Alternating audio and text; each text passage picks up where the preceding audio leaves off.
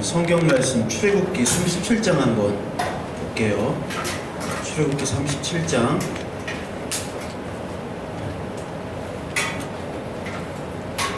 출애굽기 37장 17절부터 24절 한번 보겠습니다. 출애굽기 38장 14절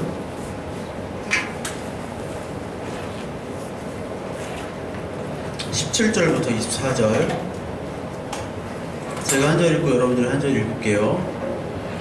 141페이지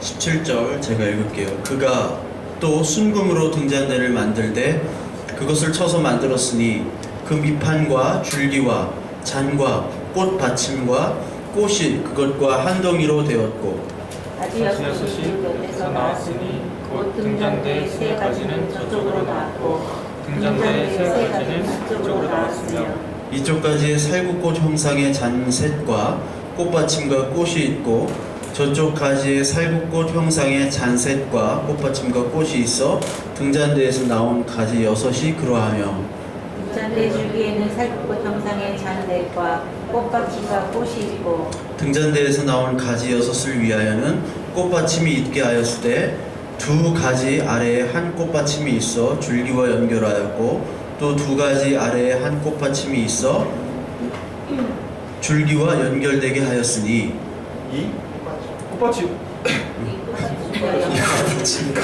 또 다시 두 가지 아래에 한 꽃받침이 있어 줄기와 연결되게 하였으니 우리 23절, 24절을 같이 읽을게요. 등잔 일곱과 그물 집게와 불동 그릇을 순금으로 만들었으니 등잔대와 그 모든 기구는 순금 한 달란트로만 만들었더라. 아멘. 우리 지난 시간에 뭐를 했나 기억이 나세요? 지난 시간에 성막에 대해서 우리 했죠. 자, 우리 성막을 한번 증거막, 성막, 회막. 선영이가 회막은 뭐냐고요? 성막이랑 똑같은 그 회막, 그렇죠? 회막을 한번 보게 되면 지난주에 뭐를 얘기했어요? 이 순서가 이스라엘 백성의 출애굽 사건의 순서와 그리고 예수 그리스도의 일생의 순서와 우리의 삶의 순서가 같다고 그랬죠? 기억이 나세요?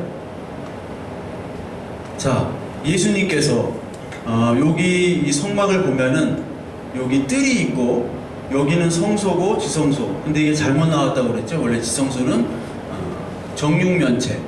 그러니까 이렇게 평면도로 보면은 정사각형이 되는데 이렇게 잘못 나왔어요. 그래서 이 증거막을 기준으로 해가지고 세 지파씩 이렇게 4개. 그래서 12지파죠.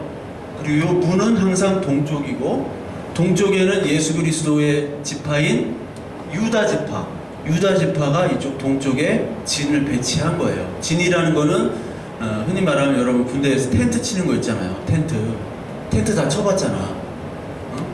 안 쳐본 사람도 있겠지만 여기 맨날 집에서 근무하고 나는 텐트 치는데 하여튼 이골이 나고 우린 텐트가 없었어. 우린 비트 파가지고 자가지고 근데 이게 이 성막이고 이 성소를 둘러싼 이 4지파인데 자, 번제단은 죽음이잖아요. 죽음. 그러니까 이스라엘 백성들이 애굽 땅에서 이 번제를 드리죠. 번제를. 그래서 요 뜰은 사실 애굽을 얘기하는 거예요. 그리고 이 성소는 광야를 얘기하는 거라고 했고 이 지성소는 이제 가나안 땅으로 들어가서 가나안 땅이 상징하는 것은 새하늘과 새 땅이잖아요. 신천지. 그게 신천지잖아요. 그래서 새하늘과 새 땅을 상징하는 거. 그래서 요 세 부분으로 나눴다고 했어요. 그래서 애굽에 있을 때 먼저 6월절 행사를 여기서 지내잖아요. 번제단. 그 다음에 물두멍이 뭐예요? 물두멍은 씻는 거죠. 세례죠. 세례를 이스라엘 백성들은 어디서 받습니까? 홍해 바다에서 받았다고 나오죠. 그게 어디 나와요? 신약성경 고린도전서 10장 1절부터 나오잖아요. 광야 반석에서 물을 먹고 홍해 바다에서 세례를 받았다. 그래서 바다가 갈라지면서 그 속을 통과하는 거예요. 세례는. 그래서 이 물두멍은 뭘로 만들었다고 그랬어요? 지난 시간에 노수로 만들었다고 그랬죠. 노하면은 민수기에 뭐가 생각나요? 놋뱀과 불뱀. 불뱀은 심판의 뱀이고 놋뱀은 구원의 뱀이에요. 즉 놋이라는 거는 지난 시간에도 배웠듯이 심판을 상징합니다. 그래서 주석이라는 말로 해가지고 그 다리에 막 주석으로 입고 우리 에스겔에서 배웠잖아요. 거기서 심판이 되는 거예요. 그러니까 세례라는 것은 뭐냐면 우리에게는 하나님의 구원하시며 홍해바다는 애국 백성에게는 심판이잖아요. 심판. 그게 여기 애국에서 일어난 일들이에요. 그렇죠? 그리고 나서 어디로 들어가요? 광야로 들어가죠. 광야로 들어가니까 물도 없고 아무것도 없어요. 먹을 것이 없어요. 그리고 어디로 가야 될지도 몰라요. 어디로 가야 될지도. 그러면서 동시에 불순종을 합니다. 그래서 애국 땅으로 다시 돌아가자라고 불순종을 해요. 그때 하나님께서 뭐를 주시냐면은 만나를 주시죠. 만나. 만나가 뭐예요? 빵, 떡이잖아요. 먹을 것. 그래서 여기에 떡상이 있는 거예요. 떡상. 떡상. 우리 골드힐 갔잖아요. 골드힐 거기 그 성막 갔죠, 우리. 성막 갔을 때 그 상이 뭐 없었지만 거기에 떡상이 있었어요. 우리 다 가봤잖아. 거기 보긴 봤죠. 떡상이 여기 있었고 6개씩 그 빵을 언제마다 교체한다고 그랬어요? 안식일마다 교체한다고 그러지. 빵을. 이걸 상징하는 거예요. 광야에서 하나님의 말씀. 그리고 등대는 뭐예요? 촛대죠. 촛대는 불이잖아요. 등대잖아요. 비춰야 되잖아요. 우리가 어디로 가야 될지 모를 때. 그때 광야에 불기둥과 구름기둥으로 인도하셨죠? 불기둥이에요. 바로 이게. 빛으로 인도하신 거예요. 광야 때. 어디로 가야 될지 모르는 그 광야 이스라엘을 하나님이 인도하시죠. 그래서 우리 출애굽기 저기 보면은 우리가 몇 번 이사했다고 그랬어요. 광야 시절 때 40번. 진을 바꾼 게 40번 바꿨다고 그때 지지난주에 배웠죠. 기억 안 나나? 기억이 안 나요? 찾아봤잖아요. 그때 40번 바꿨어요. 40번을 이사를 한 거예요. 1년에 한 번씩. 왜냐면 등대에 따라 하나님의 빛에 따라서 인도를 하신 거예요. 우리가 그냥 우리 작정대로 우리 마음대로 이사하는 것이 아니라 하나님이 비춰주시는 등대에 따라 인도하는 거예요. 그리고 이 광야에서 가장 이스라엘 백성들의 특징은 뭐냐면 불순종이었어요. 그렇죠. 불순종. 불순종으로 말미암아 하나님이 막 죽이셨잖아요. 잔인하게. 그래서 구약 성경의 하나님은 참 어떤 좀 이단 쪽은 오해를 하는 게 잔인한 하나님이다. 왜? 너무 죽이니까. 자기 백성들까지. 그때 모세가 중보기도를 합니다. 하나님, 제발 이 백성을 살려주시옵소서. 내 생명책, 하나님의 생명책에서 내가 지워지더라도 이 백성들을 살려주세요. 라고 하는 게 바로 기도죠. 기도. 기도를 통해서 하나님께서 그 백성들을 살려주시잖아요. 이 향단, 분향단이라는 게 바로 기도를 뜻합니다. 계시록에 나오거든요. 나중에 볼게요. 그리고 요 광야 인생을 예수님이 똑같이 사셨다는 거예요. 예수님은 어떻게 됩니까? 애굽에 있다가 애굽에 헤롯 왕이 다 죽이죠. 그래서 애굽으로 피신하잖아요. 그랬다가 다시 출애굽을 하시잖아요. 출애굽을 하셔서 누구에게 세례를 받아요? 요한에게 세례를 받습니다. 물두멍에서 세례를 받으시고 마태복음에 4장에 유다 광야로 가시죠. 광야로 가시잖아요. 이 성소로 들어가는 거예요. 광야로 가는 게. 광야로 가지고 먼저 뭐를 해요? 이 먹을 것, 떡의 시험부터 받으시는 거예요. 그래서 떡은 말씀이잖아요. 사람이 떡으로만 사는 것이 아니요 하나님의 말씀으로 사는 것이다.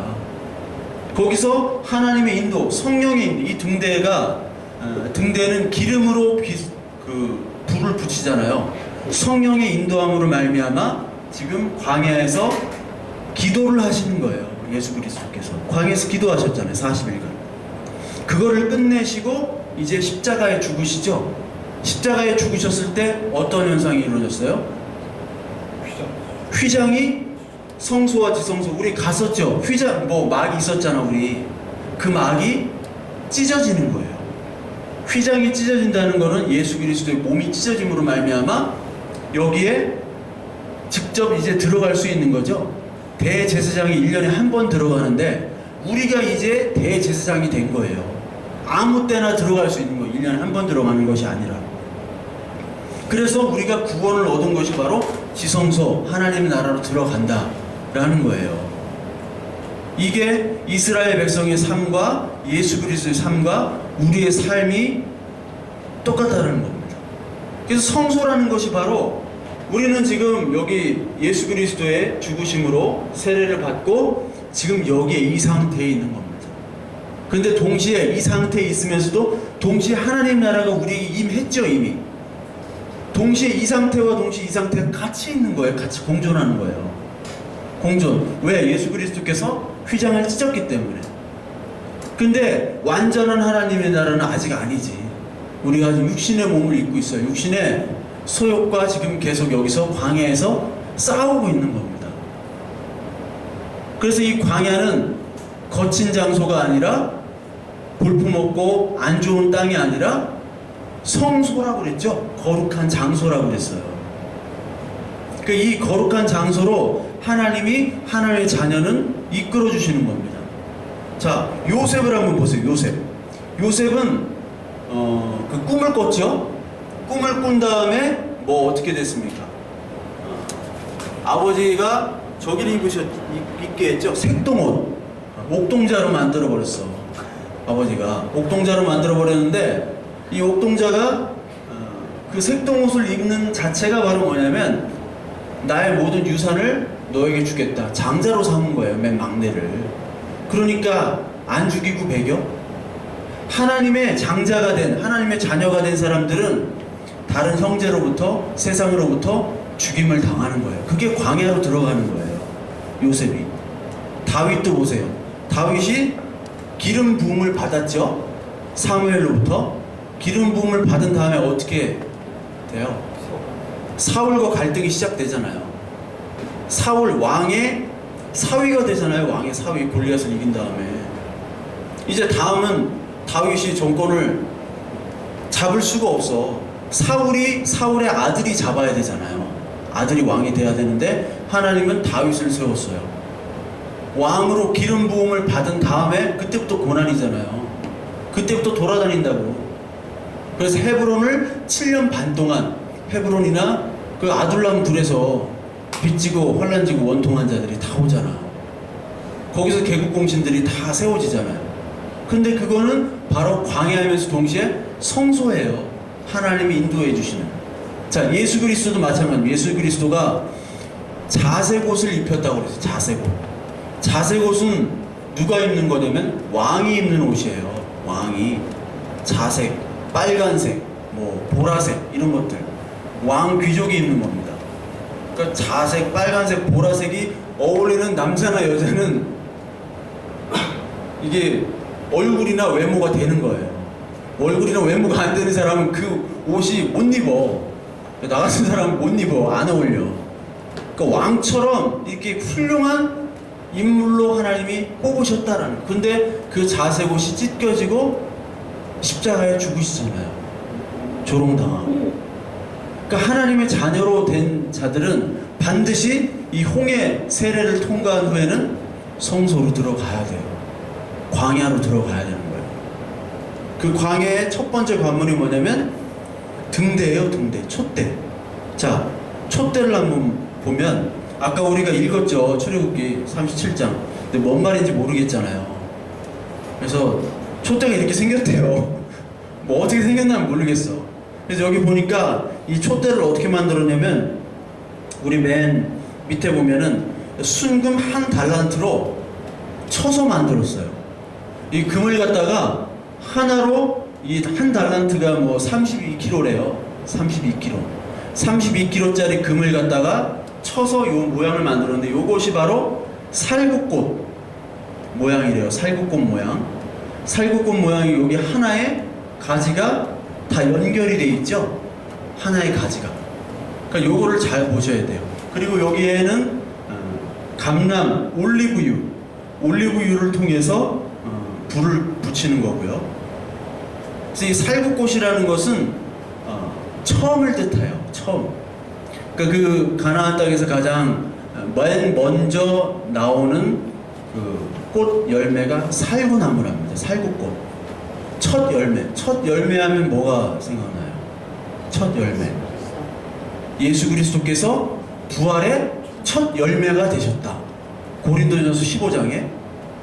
예수께서 우리가 부활하는 근거는 바로 뭐냐면, 우리가 죄인이지만 죄가 사해지고 우리가 육체와 영혼이 부활한다는 그 근거는 뭐냐면, 예수께서 먼저 부활의 첫 열매로 우리에게 나타나셨다는 것이 근거예요.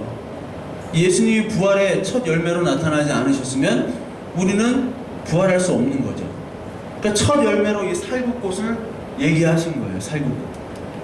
그래서 여기 보면은요, 이쪽 가지에 살구꽃 형상이 쭉 나오죠. 아까 우리 읽었던 거예요.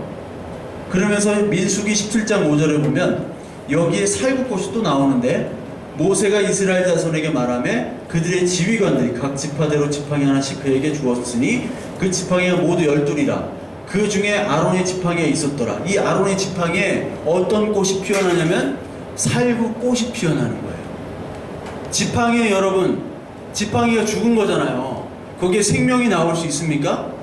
생명이 나올 수 없잖아요. 이 말은 바로 뭐냐면 우리가 죽은 사람이라는 거지. 에스겔서 37장에 마른 뼈의 환상 있죠? 마른 뼈다구들 다 죽은 우리들을 뜻하는 거예요. 거기에서 하나님이 영을 불어넣어가지고 다시 그 마른 뼈가 생명이 되게 하시고, 그거를 군대로 만들어 버리시잖아요. 육체로 만들어 버리시잖아요. 그러니까 우리는 죄로 말미암아 이미 죽었던 존재, 아니 죽은 존재예요. 죽은 존재. 죽은 존재에서 이 살구꽃이 나왔다라는 거지. 성막에 보면요, 요 분향단이나 등대나 번제단, 요 세 가지의 공통점이 뭐냐면, 번제단, 등대, 분향단을 뭘로 만드냐면 조각목이라는 나무로 만들어요. 개역개정에서 조각목으로 바뀌었어요. 옛날에 씨띠나무 뭐 이렇게 했는데, 이 나무를 뭐 저도 본 적은 없지만 이 나무는 아무짝에도 쓸모가 없는 나무랍니다. 아무짝에도 뗄감도 안 된대요. 즉 죽은 거지. 사실 우리를 표현하는 거예요. 아무짝에도 쓸모없는 우리들.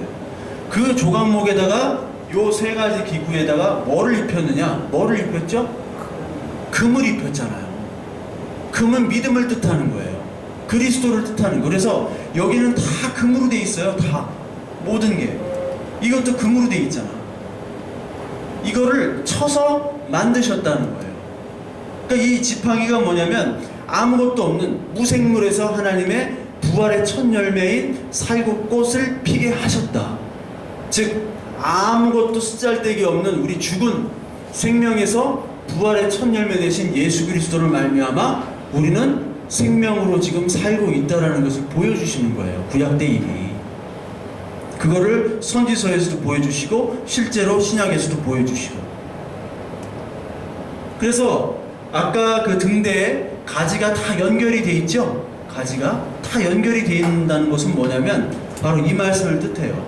요한복음 15장 4절 5절 우리 같이 읽겠습니다. 시작. 내 안에 거하라 나도 너희 안에 거하리라. 가지가 포도나무에 붙어 있지 아니하면 스스로 열매를 맺을 수 없음같이 너희도 내 안에 있지 아니하면 그러하리라.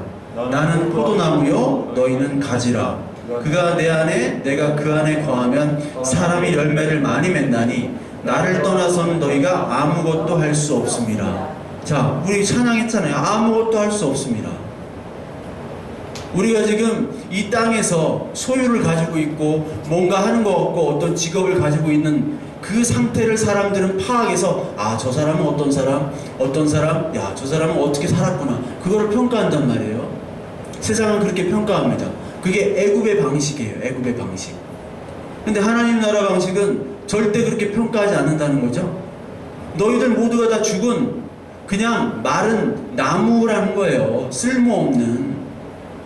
뭐에 거하지 않으면, 하나님의 나무에 거하지 않으면, 그 뿌리에 박지 않으냐면 너희는 죽은 가지라는 거예요. 죽은 생명이에요. 하나님 안에 거하지 않으면.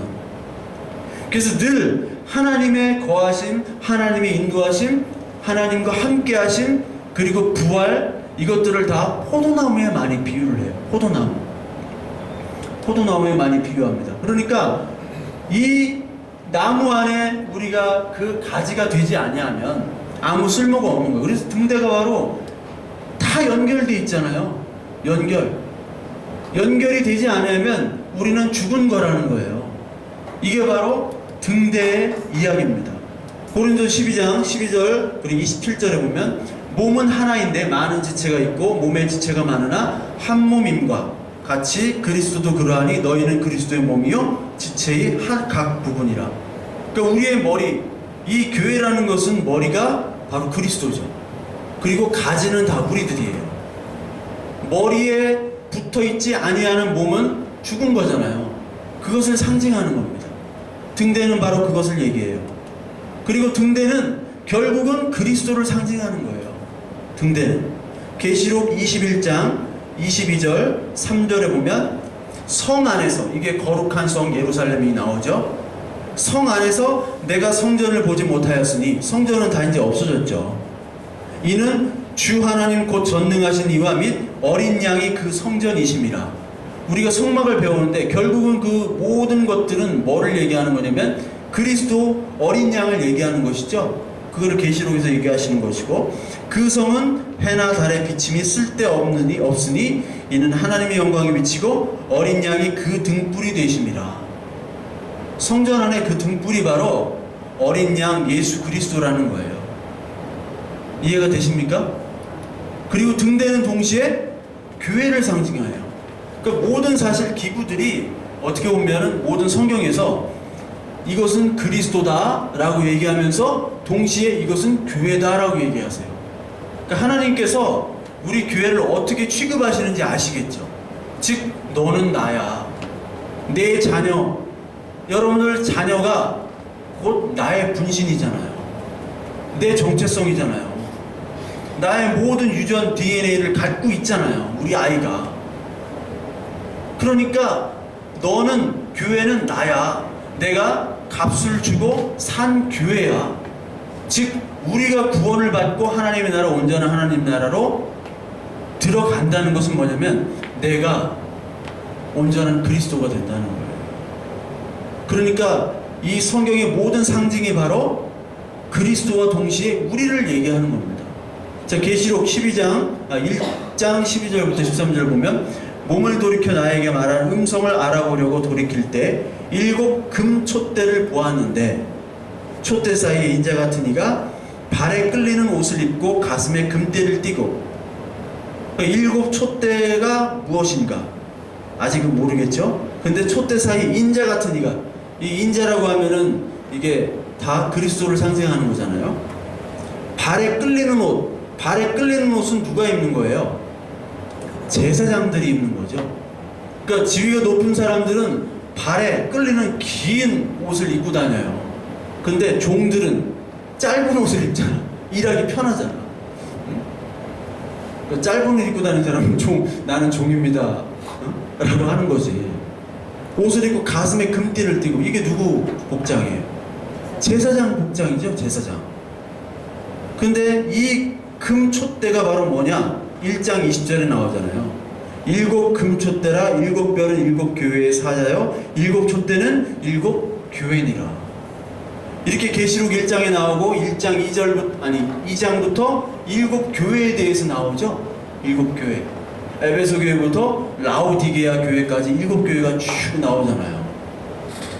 안 읽어봤죠? 계시록 강의를 해야 되는데, 내가 해야 되긴 해야 되는데 계시록 강의를 가장 많이 했거든요, 옛날에. 자, 계시록 4장 5절. 보좌부터 번개와 음성과 우레소리가 나고 보좌 앞에 켠 등불 7이 있으니. 계속해서 이 등대 등불을 자꾸 7이래요. 이는 하나님의 7 영이라. 하나님의 일곱 영이라는 것은 일곱은 완벽함을 얘기하잖아요.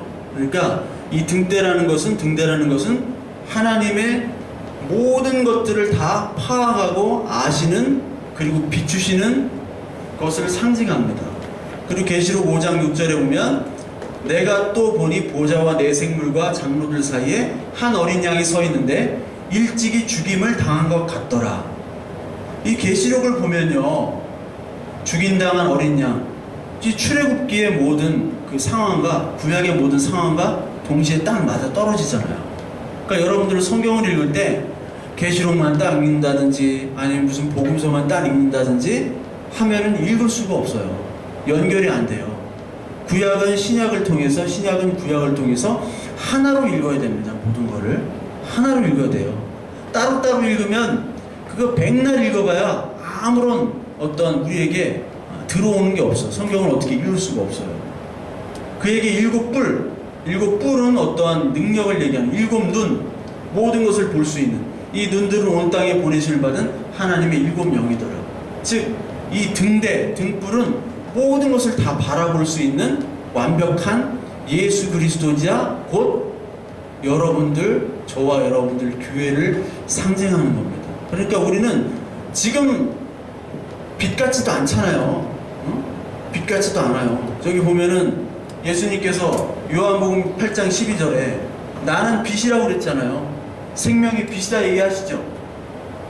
12장 46 나는 빛으로 세상에 왔나니 무릇 나를 믿는 자로 어둠에 거하지 않게 하라 함이로다.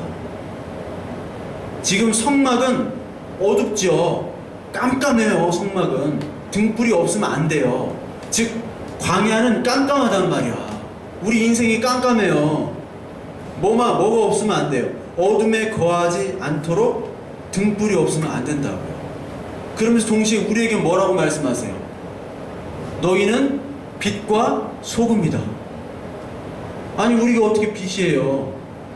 맨날 하나님을 떠나려고 하는데, 근데 하나님께서는 너희들 빛이라고 얘기해요. 소금, 너희들은 말씀이다, 언약이다, 변치 않는 언약을 가지고 있다 라고 선언을 하시잖아요. 우리가 아직 죄인임에도 불구하고 완벽하지 않음에도 불구하고 예수 그리스도는 우리를 그렇게 여겨주시는 거예요. 선언을 해주시는 거예요.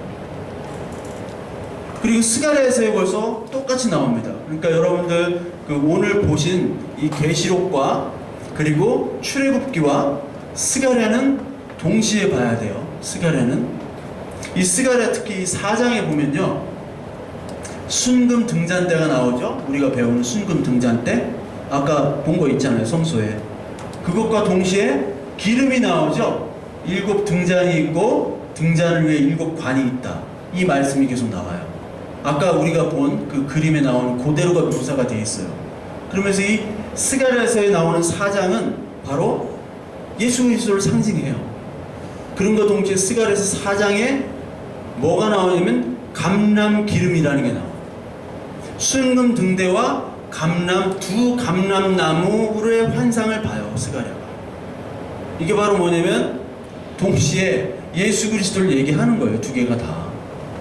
그래서 여러분들 오늘 좀 가시면 요 계시록과 스가랴서를 한번 읽어 보시기 바랍니다. 그래서 등대라는 것은 바로 주의 말씀은 내 발의 등이요 내 길의 빛이니이다. 이건 역시 또 말씀이고 예수 그리스도고, 예수 그리스도가 말씀이시니까, 그렇죠? 말씀 대신 그리스도, 말씀이 빛이 되고 길이 되고 우리의 어둠을 비춰주시는 이 광야의 등불이라는 겁니다. 그러니까 우리가 지금 사는 인생이 성소에 들어왔어요. 예수 그리스도를 믿지 아니하는 사람은 성소에 들어올 수가 없습니다. 애굽에만 머물러 있는 거예요. 근데 성소에 들어왔으면 이제부터 고난 시작인 거예요. 그렇죠? 고난 시작이에요. 어둡거든. 그러니까 뭐가 있어야 돼요? 등불이 있어야 돼요. 첫째, 어두우니까 빵도 못 먹어, 빵도 못 만져. 일단 등불부터 있어야 돼요. 기도도 못해. 어디서 어떻게 기도하다가 쓰러지고 넘어지고 깜깜하니까. 등불이 있어야 돼요. 그게 뭐예요? 예수 그리스도, 바로 이 말씀인 겁니다. 우리가 살아가는 인생 가운데 이 광야 인생이 얼마나 험악해요. 이 세상에 뭐 네이버 뉴스에 보면 9월 달에 또 뭐 세계 대경제 위기가 온다고 그럴 것 같아. 그럴 것 같아. 우리나라 자본도 싹 빠져나갈 것 같아. 응? 금리 인상하면 응? 미국에서 그럼 더 취직도 안 되고 응? 우리 힘들잖아요. 근데 힘든 가운데 하나님의 말씀을 정말 지키려고 해서 고난 받으면 우리가 정말 힘들어도 말씀을 잘 지키니까 아, 내가 잘 가고 있구나. 그래서 내가 고하고 있구나 생각할 텐데 우리의 대부분의 문제들의 모습들은 어떤 거예요? 우리의 악한 죄 때문에 우리의 본성 때문에 우리가 사실 고난받는 경우가 더 많잖아요. 그렇잖아요? 나만 그런가?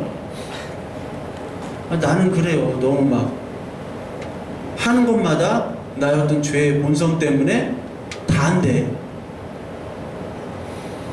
사실 그래요. 이게 이스라엘 백성들이었잖아요. 바로 불순종 때문에 뭐에 찌들어 있어서요? 애굽의 정신으로 찌들어 있기 때문에 모든 것들이 불평불만이고 하나님 등불이 비춰줌에도 불구하고 말씀으로는 배우고 말씀을 찬양하고 기도하고 함에도 불구하고 우리들의 마음은 자꾸 애굽으로 간다고요.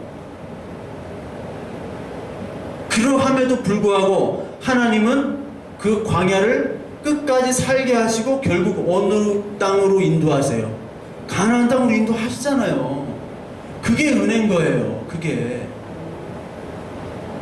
그러니까 저와 여러분들이 계속 이 땅을 살아가면서도 불순종하죠. 그럼에도 불구하고 너는 안 되니까 내가 이 막을 다 찢어가지고 내가 죽은 다음에 너에게로 들어가겠다 해서 모세 율법들을 다 찢어 죽이시고 여호수아가 앞으로 증거막에 있는 그 증거계 언약궤를 가지고 들어가잖아요. 먼저. 그래서 가나안 땅 들어갈 때 맨 먼저 들어가는 게 뭐예요? 언약궤 들고 가잖아요. 언약궤 들고 뭐 1km 앞에 가잖아요. 그러니까 하나님이 우리를 영원한 새하늘과 새 땅으로 우리를 끌고 가신다. 이게 장로교 교회에서는 성도의 견인, prevalence of the saint라고 해요. 아, 오랜만에 하니까. 네, 성도의 견인이다. 견인, 우리 정일이 견인 많이 됐잖아.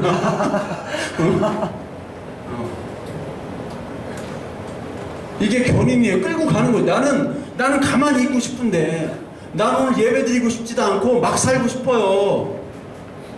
저와 여러분들이 살고 싶은 마음은 막 살고 싶잖아. 돈도 많이 벌고 싶고 막 살고. 근데 하나님은 그렇게 내버려주지 않는다니까. 꼭 후려치고 두드려 패고 사고를 내게 해서 하나님 앞에 엎드리게 한다고요. 그게 하나님의 자녀야. 꼭 엎드리게 해요. 뭐 사고가 나고 날아가고 그래가지고. 그게 성소예요. 그게 거룩한 장소예요. 그래서 하나님께서는 이 등불이 필요한 거예요. 말씀이 필요한 거예요, 우리에게. 그리고 두 번째로는 뭐냐면 뭐가 있죠? 떡상이라는 게 있습니다. 떡상이라는 게 레위기 한번 볼까요? 여기 말씀 레위기 24장 5절 8절. 레위기 24장. 여러분이 성경을 많이 안 읽으니까 같이 읽어봐요. 위에 있는. 자, 시작. 너는 고운 가루를 가져다가 떡 12개를 굽되 각 덩이를 10분의 2 에바로 하여 여호와 앞 순결한 상 위에 두 줄로 한 줄에 6씩 진설하고 너는 또 정결한 유향을 그 각 줄에 두어 기념물로 여호와께 화제를 삼을 것이며 안식일마다 이 떡을 여호와 앞에 항상 진설할지니 이는 이스라엘 자손을 위한 것이요 영원한 언약이니라. 이 떡은 아론과 그의 자손에게 돌리고 그들은 그것을 거룩한 곳에서 먹을지니 이는 여호와의 화제 중 그에게 돌리는 것으로 거룩함이니라. 이는 영원한 규례니라. 자, 떡을 이제 12개로 놓는 거죠. 두 개씩. 출애굽기 25장에 보면 또 이런 말씀이 있어요. 똑같은 얘기인데 25장 23절에 보면요. 너는 조각목으로 상을 만들 때 떡상을 만드는 거예요. 순금으로 싸고 주위에 금태를 둘러라. 이렇게 얘기를 해요. 이것도 조각목으로 만든다고 그랬죠, 아까? 조각목으로. 조각목으로 만드는 것은 아까 설명을 했죠. 그러면서 이 떡은 어떤 떡이냐? 고운 가루를 가져다가, 고운 가루라는 것은 레위기 2장에 우리가 저번에 배웠잖아요. 소제에 대해서 배웠죠? 소제.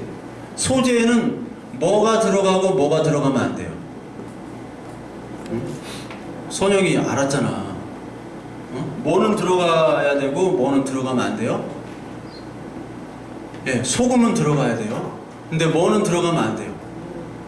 누룩과 꿀. 코만 벌렁벌렁. 누룩과 꿀은 들어가면 안 되고 소금, 말씀이 들어가야 되는 거예요. 그러니까 떡이 말씀이에요. 부풀리게 하는 것. 이 세상은 뭐든지 부풀리게 합니다. 자기 피해를 하도록 부풀려요. 자기 부인이라는 게 없어.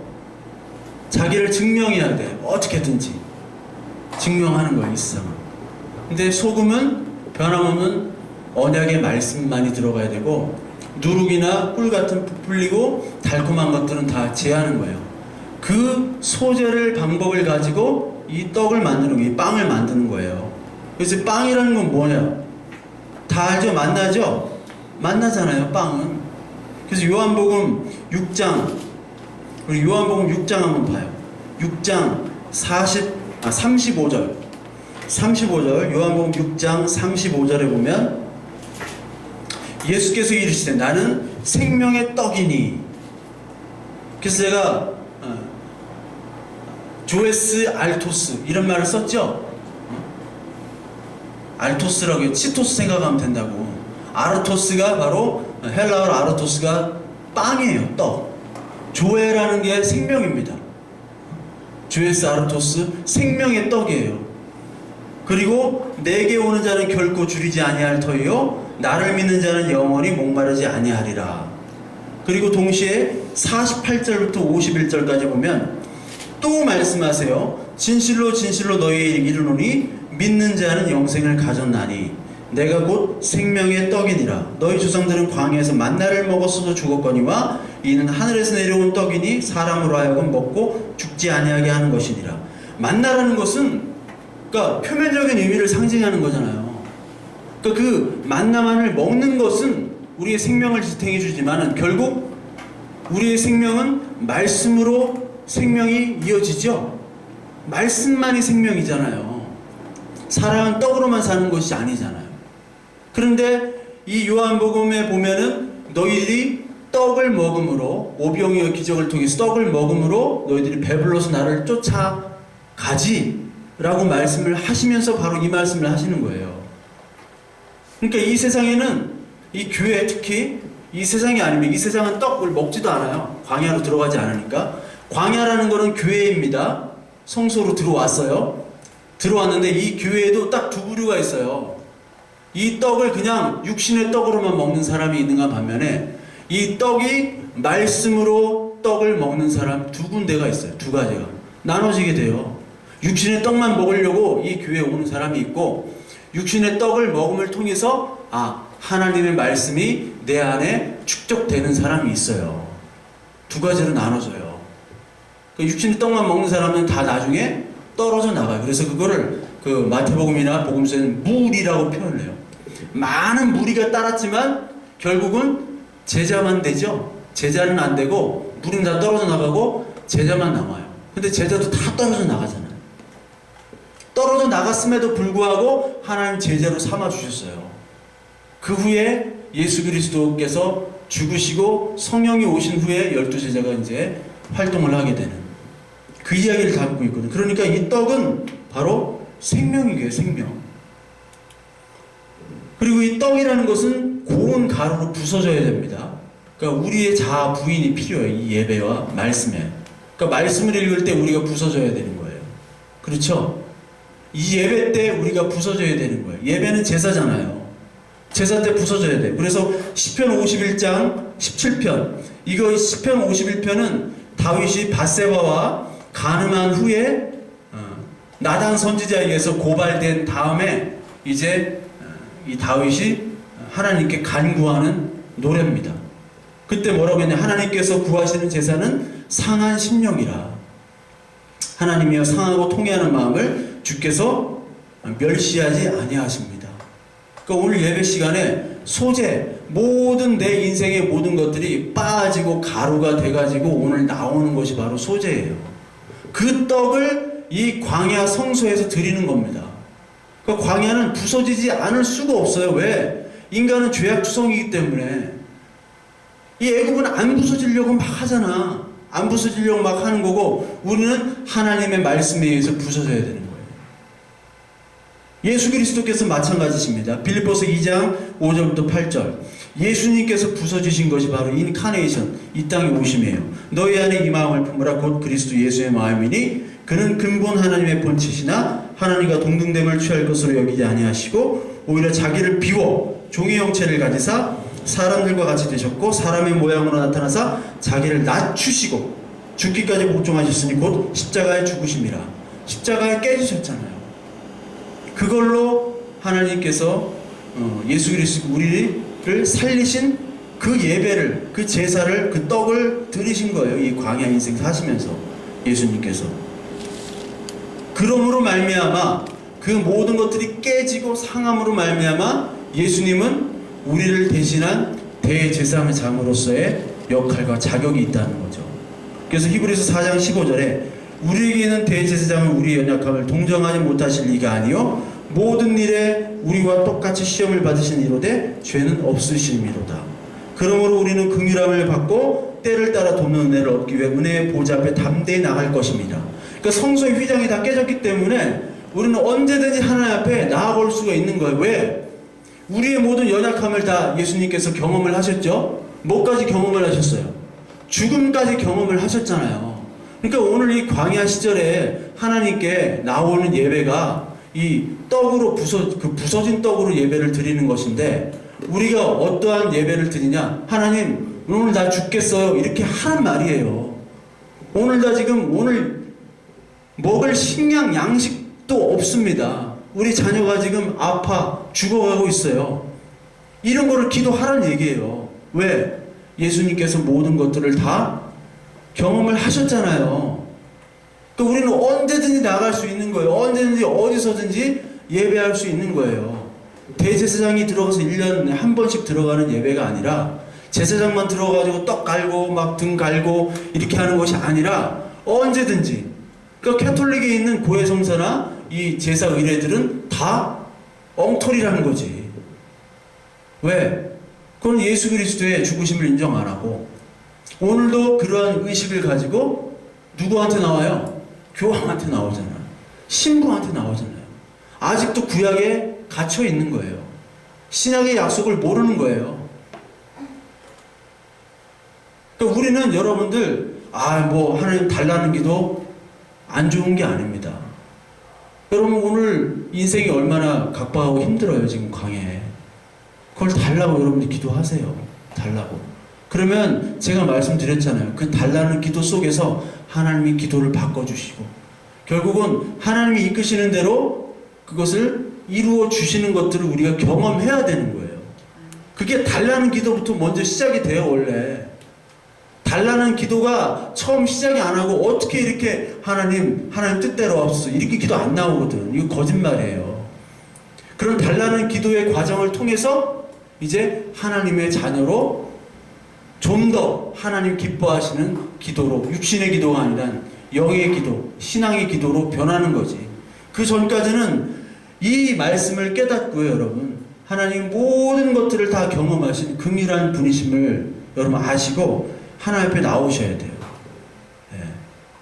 그러니까 여러분들 직장을 위해서, 건강을 위해서, 나의 죄를 위해서, 그리고 우리의 먹을 것들을 위해서 일용할 양식을, 이게 일용할 양식이라는 게 말씀독이지만 1차적인 의미는 실제로 빵입니다. 이게 떡의 음식이에요. 음식 달라는 거야.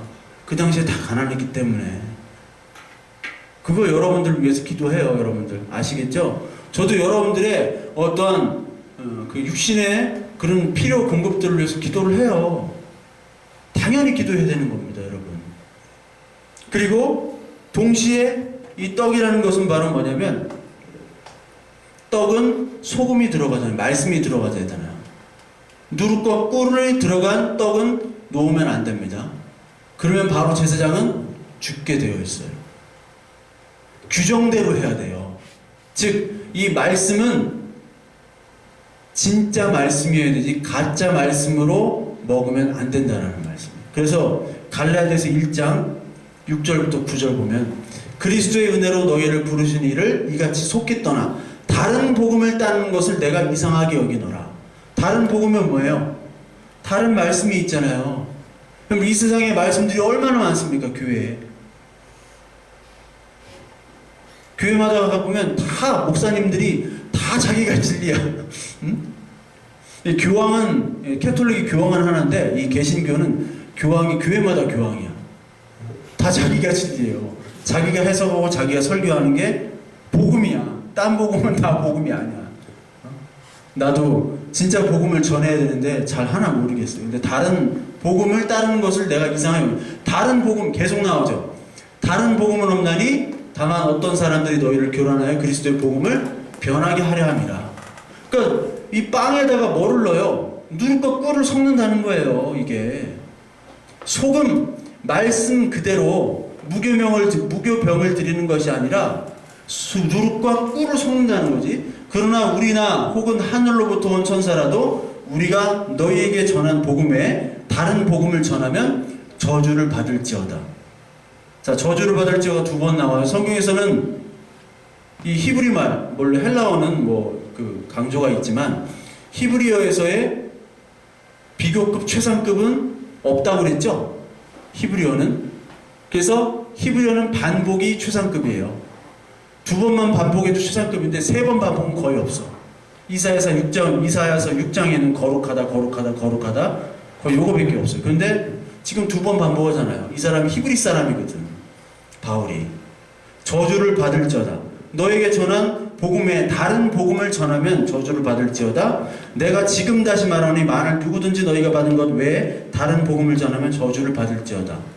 계시록 22장에 다른 조금 그 두루마기에 더하는 자와 빼는 자는 하나님이 쉽게 말하면 지옥에 보낸다고 그러잖아요. 계시록 22장의 마지막에. 그러니까 이 진설병, 이 떡을 어떻게 하느냐, 그 규정대로 그 말씀대로 하지 않으면 죽여버린다는 거예요. 저주가 있다는 얘기입니다. 그러니까 이 땅에서 우리가 반드시 살펴야 될 게, 우리가 성소로 들어왔어요. 교회로 들어왔어요. 이 교회가 광야입니다. 그러나 거룩한 장소예요. 예수 그리스도 등불이 필요해요. 근데 말씀이 필요해요. 근데 말씀이 어떤 말씀이냐? 복음의 말씀이어야 되지. 다른 복음을 말하고 전하고 그 복음을 따르게 되면 결국 저주를 받는다는 거예요.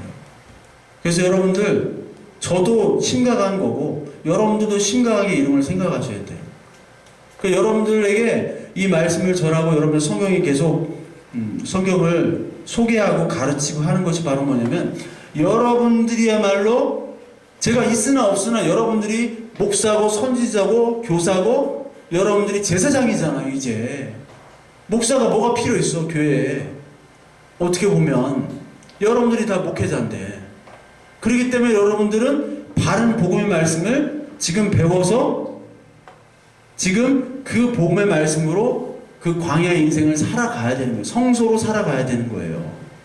그러니까 늘 얘기하지만 너무 설교에 집중하면 안 돼. 그렇다고 또 따지자는 얘기가 아니라 목사의 말씀에 너무 복종하면 안 된다고요. 옛날에 초대교회는 설교가 없었어요. 별로. 설교가 없었다고. 그러니까 가장 좋은 예배는요, 여러분들이 다 진짜 바른 복음을 깨닫고 찬양하고 기도하고 말씀 읽고서 기도하면 모든 여러분들의 영들이 통해서 하나님 아버지의 복음이 그냥 다 받아들여지는. 그래서 목사가 설교가 5분만 하면 되는 그런 예배가 정말 좋은 예배예요. 네?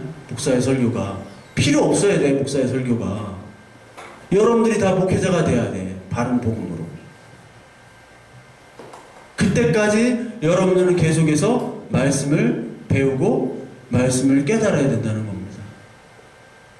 오늘 이 성소에서 오늘 두 가지 이제 분향단은 나중에 할 건데, 여러분들이 가장 필요한 것, 예수 그리스도의 말씀, 그 등이 바로 여러분들의 인생의 등이고 불빛이고 바로 떡인데, 그 떡이 그냥 떡으로, 육신의 떡이 아니라 말씀의 떡으로, 그것도 바른 복음의 떡으로 여러분들이 이 세상에서 할 때, 임할 때, 여러분들 잘못과 여러분들 죄 때문에 짓는 고통까지도 하나님께서 그것들을 다 덮으시고 견인해 가신다는 겁니다.